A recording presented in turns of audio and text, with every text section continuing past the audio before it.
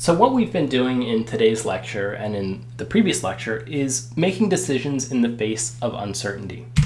So what we often have here are two hypotheses or two different views of the world, such as the juries are selected randomly or the juries are not selected randomly. There's some bias involved.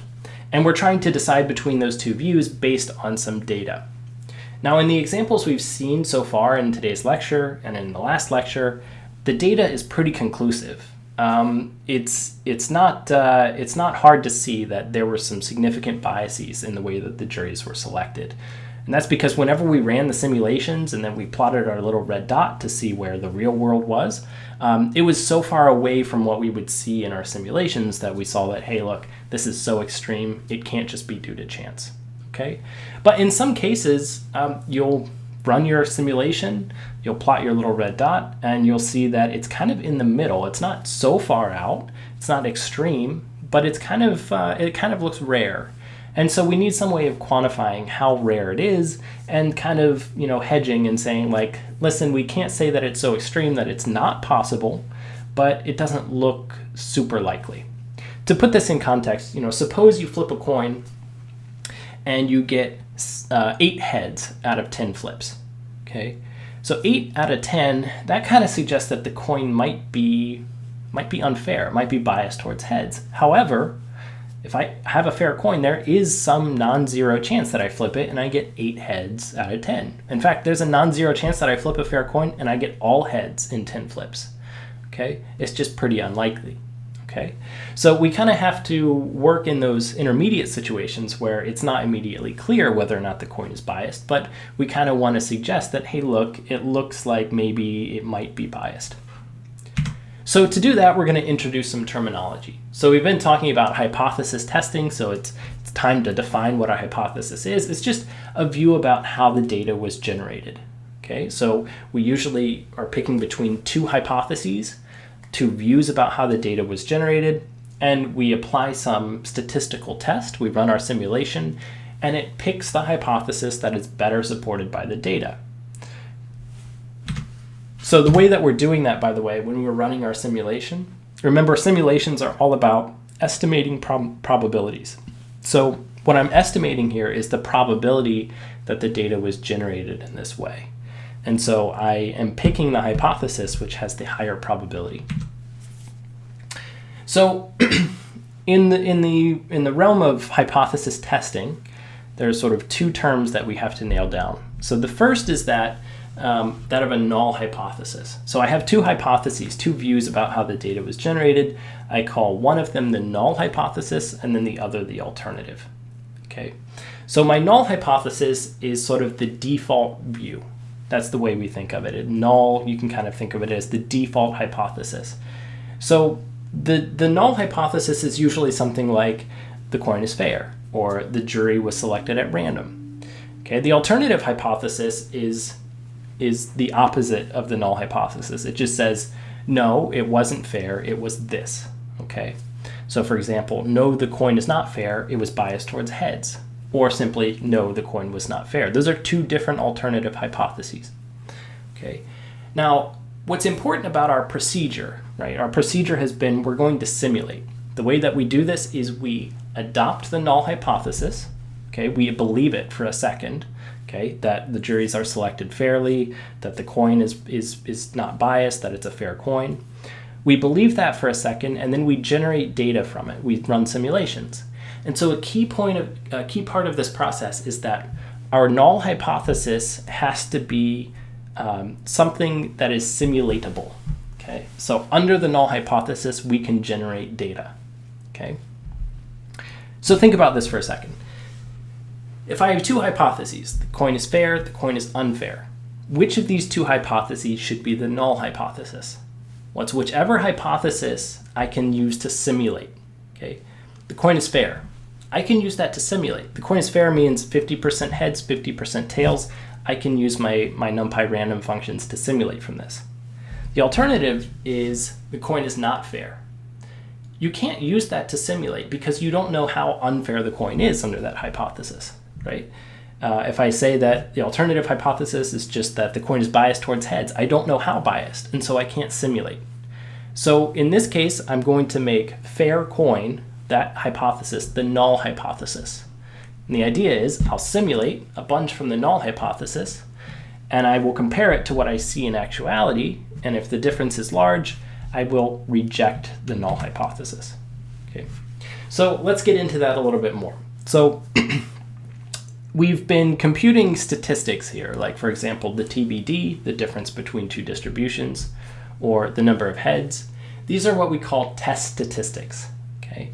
The test statistic is what we calculate on every simulation. Okay. The difference between the number of heads and 200. The TBD between this distribution and another distribution. Okay. So we have to choose our test statistic wisely in order to answer the question we're interested in. Okay. So we should think, okay, I am interested in knowing if my coin is biased towards heads. Should I use the absolute value? No, that isn't going to help me. Okay. I need the number of heads. That'll be the statistic. That makes more sense here. Okay.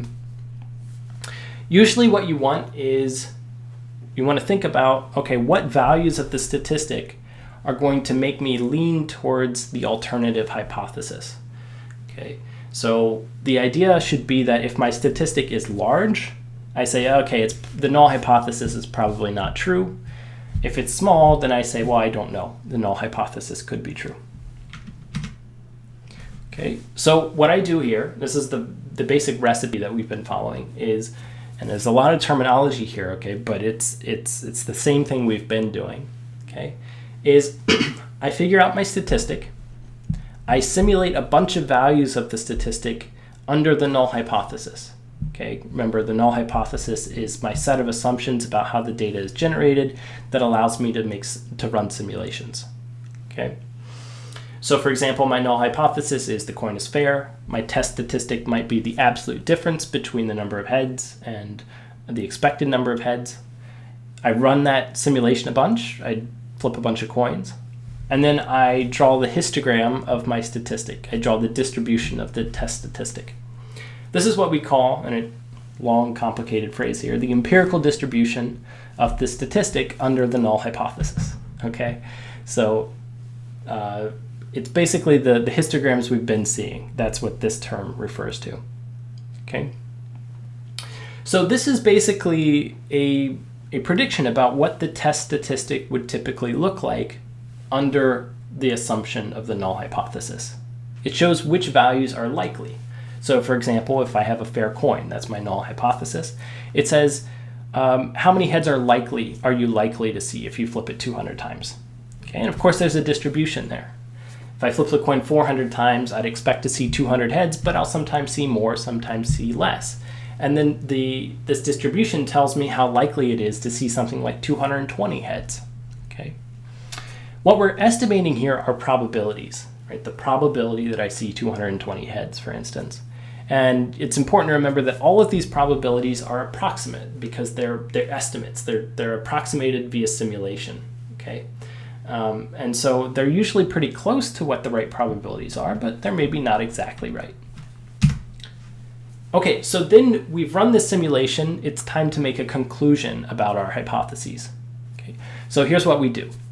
We have, on one hand, an observed test statistic.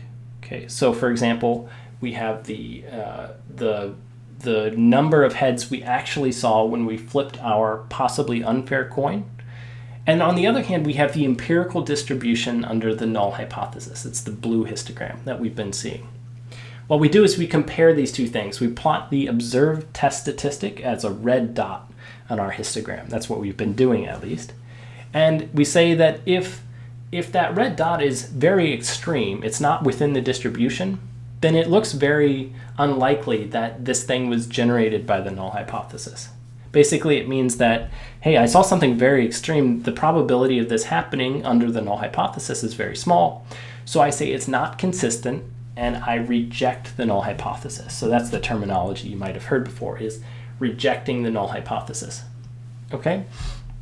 On the other hand, you might see the red dot sort of in the middle of the distribution. And in that case, you don't necessarily believe that the null hypothesis is true. You just say, well, I can't reject it, so it might be true. Okay. So what we've been doing here is visualizing with a histogram, but there are some other ways of actually measuring how consistent a hypothesis, a null hypothesis, is with an outcome. Okay, so let's take a look at an example here. So you've got a large statistics class at a university, and it's divided into 12 different discussion sections. Okay, every discussion section is led by a TA, a graduate TA. So there's a midterm, and after the midterm, students in section 3 notice that the average score in their section is considerably lower than in the others. And they say, hey, it's our TA. Our TA is terrible. Our scores are so low here. It's because the TA can't teach us well, and we're at a disadvantage. Okay. Now the TA comes back. It's statistics TA, of course, and so they say it's just due to random chance. Basically, I got bad students. If you divided all of the however many students that are in this stats class, and you just randomly put them into sections, you'd probably see one section that would score this low on the exam, and I was just the person who happened to get this section. So that's the GSI's defense, the TA's defense, is that, yeah, it's just due to random chance. And so now we can test this with, well, a hypothesis test. Okay, so the null hypothesis is if you took everybody, you randomly distributed them into sections, you would see a score this low. The alternative hypothesis is no, the score is too low, and randomness is not the only reason for these low scores. Notice that I can simulate under the null hypothesis, right? Because it's saying that the students are randomly selected. They're randomly placed into sections. And so I can simulate that. I can take everybody's scores, randomly divide them into groups, and then find what the minimum score was, the minimum average score. So let's do this. I'm going to take in a table of all of the scores. So what I have here is a table. I have 359 rows. I have a row per student in this class. And so I have their section, which discussion section they're in, and then their score in the midterm. Okay, hopefully that's not out of 100. So I'm going to count how many sections I have here just to make sure how many people I have in every section. Okay, so I have a different number of people in every section. Section 1 has 32 people, section 2 also 32, section 3 has 27 people, and so forth. Okay, and then I can calculate the average midterm score per section, going back to our group by training. So we're going to group by section dot mean, and so we've got the average midterm score in each section. And what we see here is that, yeah, section 3 is 13 2/3. That looks considerably lower than the other sections, but is it significantly lower? Is it just due to chance? That's what we have to figure out. Okay, so let's take a look at those statistics again for section 3. Okay, we've got 27 people in section 3, and the average score was 13.6. Okay, so our model again is that the students are selected uniformly. Okay, so I'm just going to select 27 students from the class. Basically, I'm going to simulate here drawing the scores for section 3. Okay, so I'm going to select uniformly without replacement 27 students from the class, and my test statistic will be the average midterm score of that random selection. I'm going to do that over and over and over again and see what sort of distribution I get. Okay, so here we go. I'm going to do 10,000 iterations of this. I'm going to sample 27 students without replacement. Going to take their average score and append that to my array of averages. I'll run this. It's going to take a little while because it turns out that table.sample or scores.sample here, it's kind of slow, unfortunately. Pandas is not optimized for random sampling, but it's done. We get back an array of averages. Okay, so these are, each of this is like, okay, I selected 27 students, here were their averages. I selected 27 students, here are their averages. 27, here are their averages, and so forth. And we already see one result which is lower, actually, than what actually happened. Okay, so that's interesting. Let's take a look at the distribution. Okay, so this blue histogram is the distribution of average scores that I get by randomly selecting students. And the red dot here is what I actually saw. This was the actual average. Okay, so what this is saying is that typically the average of the scores in a section is around 16, a little bit less than 16 maybe.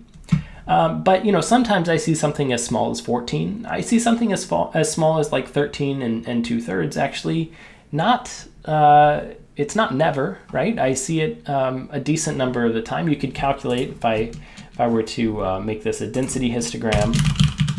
It would be easier to calculate the area here and say, what's the probability that I see something less than this? And it's not 0, it's actually reasonably high.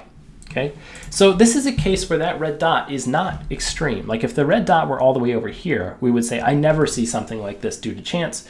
The GSI is terrible, okay? But I see something like this, it says that, well, this could just be due to chance. The TA's argument is I don't know, it's not crazy, okay? But you do notice that the farther out this red dot is, the less likely it is that the TA's argument was true, right? And it's kind of here in a tail that makes us believe that like it's not super consistent, right? If the red dot were right here, we'd say, yeah, the TA is probably right. But the red dot being out here, it's not conclusive. Okay, the test is not conclusive. So again, it's not as obvious as in the previous examples, but we still want to capture somehow the uncertainty of our conclusion. Okay, so we're going to make a conclusion here that the TA was either right or the TA was wrong. But it'd be a good idea to sort of append to our answer there a measurement of the uncertainty of our conclusion. So we could say, we think the TA is right, but here's a number which quantifies how certain we are there. Okay, so think back to the jury selection. We'd say, well, we're pretty sure the null hypothesis is false. The juries are selected with some significant bias, and we're like 100% sure of that. We're like 99.99999% sure of that. Okay, so how do we quantify this? Well, the idea is that we want to calculate the probability under the null hypothesis that seeing something as extreme as this, the probability of seeing something at least as extreme as this. Okay, so we call this a p-value. So let's go back to our histogram because it makes it sort of easier to see here. Okay. So in actuality, this is the average score that I saw. Okay, what's the probability of seeing something that bad under the null hypothesis? What that means in terms of this picture is this. Okay, so here's the distribution of scores under the null hypothesis. Seeing something that bad is any score over here. Okay, so I calculate the probability of seeing a score that is here or to the left in this case, right? Now I can do that by adding up the area of each of these bars, right? Because remember that the area of the bar is kind of the percentage or the proportion in the data, right? So I could calculate that probability by adding up all of these areas, or there's a better way. So I'm going to use NumPy count non-zero to figure out the percentage of times that my averages, that's what this blue histogram is made from. It's made from this array of simulated averages. Okay, how many times were those averages less than or equal to the observed average? The observed average is 13.6. So I count how many of those that I saw, and then I divide by the total number of simulations, and I see that I got 5% of the time, roughly, something less than what was actually observed. Okay, so that's what this gold line is. It's kind of separating what we actually observed from stuff that's more extreme than that. Notice though that this value here, which we'll call the p-value, this is called the p-value, the probability of seeing something as at least as extreme as our observation. Okay, this sort of quantifies our confidence. If our red dot were way over here, we never see something this extreme. The p-value would be 0, right? Because it's counting how many times we see something as extreme as that, and it would be 0. On the other hand, if the red dot were a little bit further to the right, okay, so if it were like closer to the middle, the p-value would be considerably larger. Okay, it would be up around maybe 30 or 40. 40% of the time we see something worse than this. Okay, so the smaller the p-value, the more confident we are. Okay, if we're trying to reject the null hypothesis, we want that p-value to be very small, because that means the probability of seeing something this extreme is just very close to 0.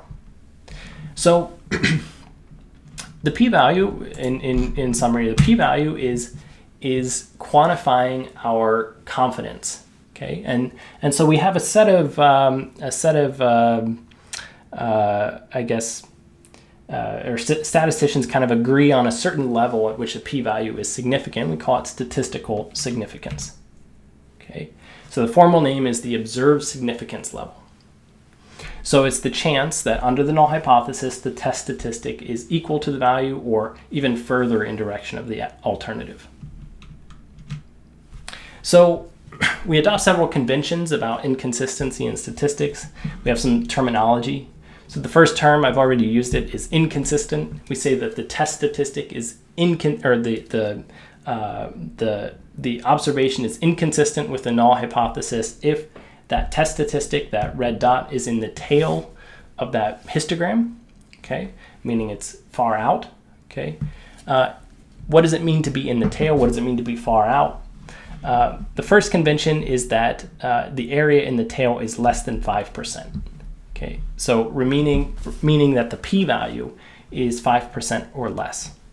So if the p-value is 5% or less, you say the result is statistically significant. On the other hand, you could be even more extreme. You could say, well, 5%, that means that that isn't as confident as I want to be. Let's make confidence 1%. So that's what we call highly statistically significant. Okay, so one way to think about these p-values is they are estimations that your conclusion is wrong. Okay, so remember, if I flip a coin 10 times, there's still a chance that I could see all 10 of them being heads. Okay, and I might make the conclusion that the coin is unfair, but there's a chance that I'm wrong. There's a chance that the coin actually was fair and I just saw some extreme sort of results. The p-value quantifies the probability that you were wrong. Okay, so if your cutoff was 5% and the null hypothesis just happened to be true, then there's a 5% chance that you'll actually guess wrong and you'll reject the null hypothesis. Okay, so if I am trying to be even more confident, I would go up to a 1% confidence level. Okay, and there's a 1% chance that I'm wrong. One way to think about this is in a lot of tests or in a lot of studies done in science, for a long time, the 5% cutoff was the gold standard. So if I run my test and I get a p-value that's 5% or less, then I say, hey, it's statistically significant. There is a real thing going on here. But it turns out that what happens in a lot of cases is something called p-hacking, which is if I run an experiment over and over again, or if I run a bunch of different experiments over and over again, there's a chance, just due to randomness, that I'll see some result that appears significant. And if I'm using a p-value cutoff of 5% for significance, what you would expect is about 5% of the time you run a study, you'll actually see something significant, but which actually isn't. So you will reject the null hypothesis, but the null hypothesis was actually true. So this is a way you can write papers, is you can just make a bunch of different guesses. You make 100 guesses, and 5 of them will turn out to be significant, and you can publish a paper then. So how do you fix that? Well, one thing you can do is you can increase your cutoff for significance. Say, okay, 1%. If the result comes back at 1% or less, then it's significant. You still have the same problem, but then out of every 100 experiments, you're only going to get one that's kind of false. That'll give you the wrong result. Taking a look back at our TA example here, our p-value was 5.45%. So it's kind of close to being significant, but it's not over the threshold. It's better to, rather than just saying it's significant or not, to respond or to give this number along with the result. So what's our conclusion here with the TA? It's a little bit of a mixed bag. It's not impossible, but it looks somewhat unlikely, right? 5% is fairly small. So we put that in our conclusion. We say, TA, there's only a 5% chance that this was due to randomness. It's not conclusive, but, maybe just spend a little extra time preparing for discussion just to be sure, Okay, so that's hypothesis testing.